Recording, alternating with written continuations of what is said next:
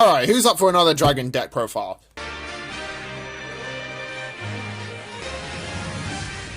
Hello everybody, my name is Lanky Duelist, and welcome back to the channel, and to today's video, which will finally be on my Hieratic. So yes, finally I'm going to be deck profiling this. However, before I start the video, I have a bit of bad news itself, and unfortunately my Ash Blossoms didn't come in.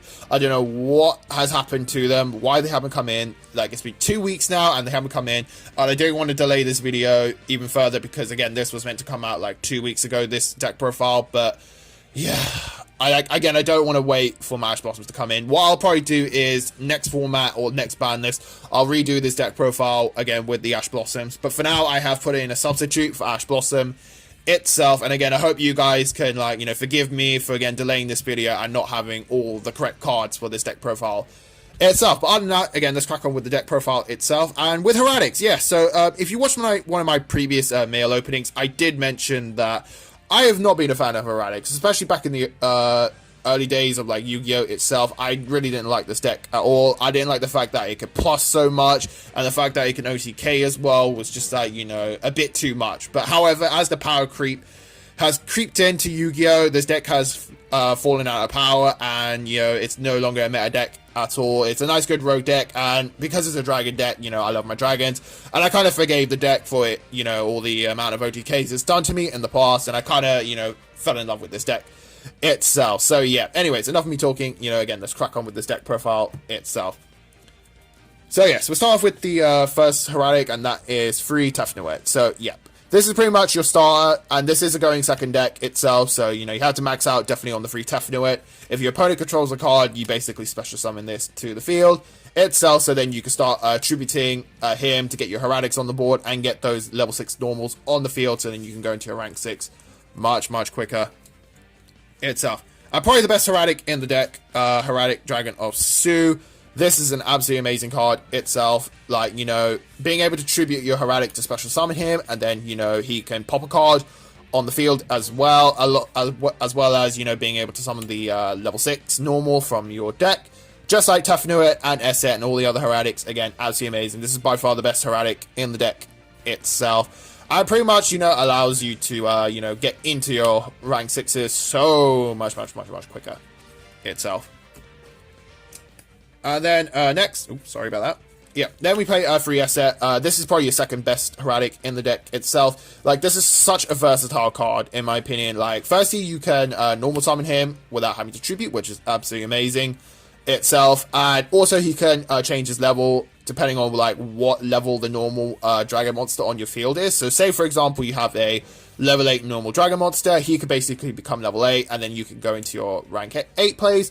Or if you have a level 6 dragon normal on the field, same thing, you can basically go into rank 6s instead. So yeah, absolutely amazing card, and yeah, has to be a staple at 3. Especially if you're forced to go first, you want to have him in your opening hand as soon as possible.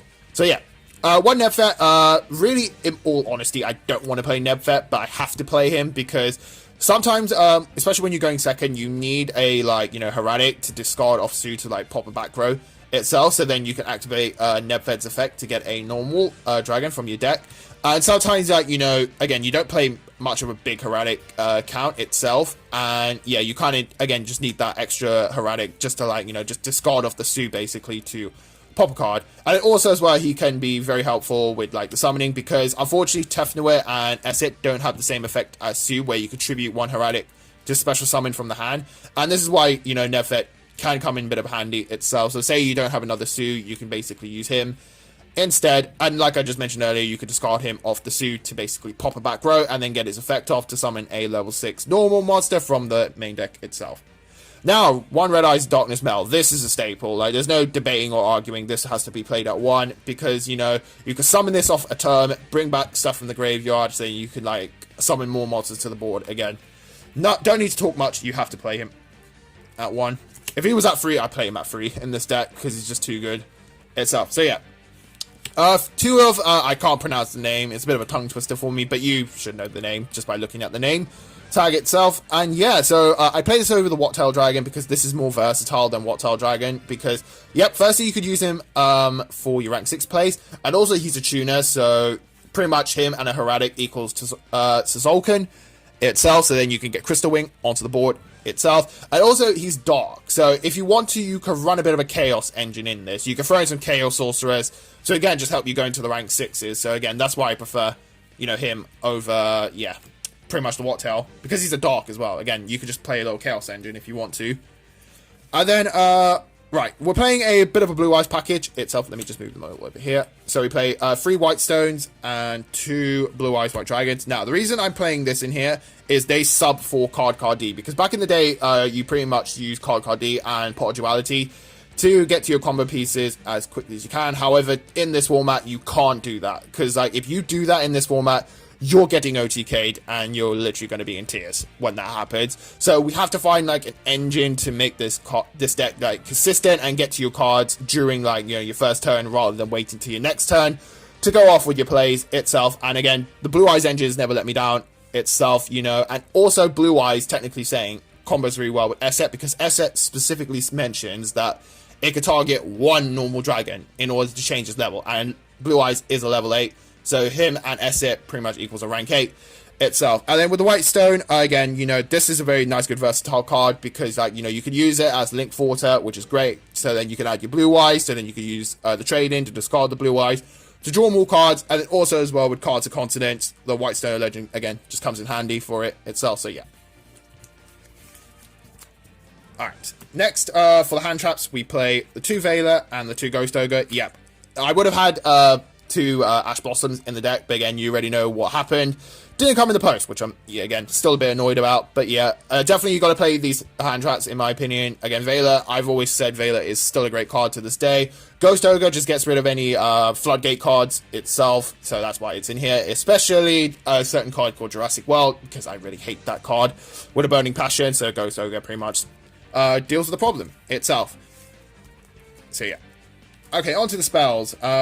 We play Freeze, Hieratic Seal of Convocation. This is a staple at 3. Like, it searches your Hieratics. What more can you ask? And you always want to see this card in your opening hand as soon as possible, as Team Samurai X would say, because you just need to get your, especially your level 6 Hieratics to your hands, and you can just, like, you know, again, go into your Atoms and, like, you know, just summon it, a bunch of monsters to the field as quickly as you can itself. So, yeah. And now, my favorite card for the deck, Super Rejuvenation. Now, this is why I play quite a lot of hand traps itself. And this is why I need the Ash Blossom, because, yeah, you do a lot of tributing in this deck. And, like, if you slap this down, you can just draw into your hand traps, basically. And you want to draw into as many hand traps as you can. Hence why the Ash Blossoms is so crucial to this deck. And that's why I also play the Veiler and the Ghost Ogre, because, yeah, going back to good old Dragon Ruler days where you just activate this, you basically just drew into your Maxis, your Veilers, and then just send the Dragon Rulers to the graveyard, because pretty much your graveyard is your second hand, as Lithium always said. And yeah, this card was also really broken in Hieratics. Just do all your tribute summoning, activate this, draw a bunch of cards, and if you draw into another one, activate it, draw into more cards, and activate the third one if you drew into it, and then just draw, again, just more cards to put more pressure onto your opponent itself. Right, to Ravine. Now, the reason I play Ravine over Shrine is, a lot of the times, interesting enough, I always open up the White Stone in my hand. So many times. I don't know why, but I always do in testing. So that's why I prefer the Ravine, because you can discard it, send the White Stone to the graveyard, and then the White Stone gets the effect, add the Blue Eyes to your hand. So yeah, and then you could just send anything else to the graveyard if you want to. But yeah, Dragon Ravine, never let me down at all, and I prefer this over the Shrine, especially in this build itself. Okay, for the draw power, we do run quite a lot of draw power in this deck, because like I mentioned, you can't be playing card Ds and Pot of Dualities. You need cards to get you to your cards as quickly as you can. Trade-in always works. Now, you're probably wondering why I play free trade-in. Like I've mentioned, you want your draw cards in your hand as soon as possible itself. Yes, I do run 2 Blue Eyes, but again, you want to see trade in your hand as soon as possible, so you could just, like, you know, start sending your Blue Eyes to the graveyard to, draw more cards. And plus, there's so many ways I can get Blue Eyes to my hand as well, so that's why, you know, again, that's why I max out on the free trade-in, because you can get Blue Eyes again to your hand easily, but you can't really get trade-in to your hand as quickly as you can, so you want to see this card as soon as possible. And also as well, you play Pot of Desires in this deck, spoilers, so you don't mind banishing a few copies of trade-in itself with the Desires. So yeah. Alright, 2 Cards of Continents. 3's a bit too much. You don't play that many tuners in this deck itself, so that's why we just play 2. Again, like, you know, it's great, especially for the White Stone, because I always open up White Stones so many times So being able to discard the white stone off the card's consonants and add the blue eyes and draw 2 cards is, you know, great plus, and a good old school combo as well. As I've mentioned already, 2 Power Desires. It wouldn't be a deck without Power Desires. It's literally one of my signature cards at this point itself. But yeah, as I said, like, Power Desires +1, it gets rid of my dead cards. So, you know, it gets rid of the dead cards consonants, it gets rid of the dead trade-ins in your deck itself. So yeah, don't need to talk much about Power Desires. Always a great card. And then play 1 Upstart. This could be anything if you want to, but, you know, I was just thinking, like, you know, I need a 40th card, and yeah, Upstart just sprang to mind. Again, I always love playing 39 cards, or, you know, back in the day, 37 cards, so Upstart always works out for me. And now, the Ash Blossom replacements. Now, 2 Called by the Grave. Okay, you're probably wondering why I actually don't even main deck this, and why this is the replacement to Ash Blossom. Now, I will agree, you know, as I mentioned in my previous videos, you've got to play Called by the Grave. However, space in this deck is so tight, and I'm not playing over 40 cards itself. So, yeah, and again, you know, Called by the Graves never let me down as a card, because, yeah, you know, being able to stop Ash Blossoms or anything, you know, interrupting your combos is absolutely crucial. If I had the space, I would definitely try to throw these in as a main deck, but for now, I'm just going to keep these in my side deck, mainly, and like I said, the moment Ash Blossom comes in, these will come out for, you know, Ash Blossoms itself. So, yeah. Onto the extra deck, we play the 1 Hieratic Seal of Heavenly Sphere. This is a nice, good card I always want to end my board with, because, you know, you contribute it, and you can just bounce something, and then you get a, a dragon from your deck, and you can, yeah, put it in defense mode mainly, of course, but then its attack and defense goes to 0, so yeah. Awesome card this is. I've always been, like, you know, thinking, do I have to play 1 or 2, but for now, I'm going to play 1, because, you know, 1 seems to work a lot for me, so yeah. Then we play, for the XEs, we play the 3, Hieratic Dragon King of Atom. Now, here's a very interesting thing. Most people would say play 2 of him. However, there have been times where I've really needed the 3rd Atom. So that's why I play 3 copies of it. Amazing card. Detach 1, summon a dragon from the deck, but its attack and defense is 0.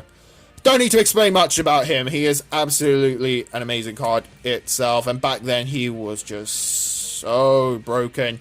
Especially with him, Gaia. So yes, basically, another effect of Atom is when you summon the dragon from the extra deck, you can't attack that turn with Atom. So you basically stop the Gaia over the Atom, and then you just attack over anything and just do piercing. Like, this was just a savage combo back in the day itself. Like, you know, even defending was not safe, especially up against this deck itself. Yeah, it was just... Again, this deck just puts so much pressure onto your opponent itself. Like, it didn't give you a break at all, and that's why I didn't like about the deck, because it just never gave you a break at all. Right, Photon Strike Bowser. This really needs to be upgraded to a holo, because this whole deck is holo, and he's just like, you know, a star rare itself. But yeah, he's a nice, good card, you know. Again, sometimes I end with him on the board, because, you know, he can negate, like, a monster effect, and he does 1,000. So, if your opponent's on 900 and they try to activate a monster effect, just use him, burn them for the remaining, you know, life points. So yeah, and plus he's 2,700, so he's a nice good beat stick. So onto rank 8s, because we can play rank 8s. We play 1 Hope Harbinger, 1 Falgrant, 1 62, and then the Galaxy Eyes Armor Photon Dragon. Hope Harbinger, I don't need to talk about much, but, you know, yeah, he's just able to gobble up a spell card. Falgrant can negate a monster effect, however, that monster becomes unaffected, but the crucial bit is he negates an effect. And also, I wanted to show off my Ghost Rare, Falgrant itself. So yeah, first edition from Shadow Spectres itself. Absolutely stunning card in Ghost Rare, in my opinion. One of my favorite Ghost Rares, for sure. Now, 62 and full armor. This is basically to get over anything that's, like, you know, over, like, 4,000 or 3,500. Or has, like, some ridiculous effect where, you know, it can't be destroyed by, you know, card effects or can't be targeted. AKA Towers, basically a good example. So, yeah. That's why I play them in the deck itself.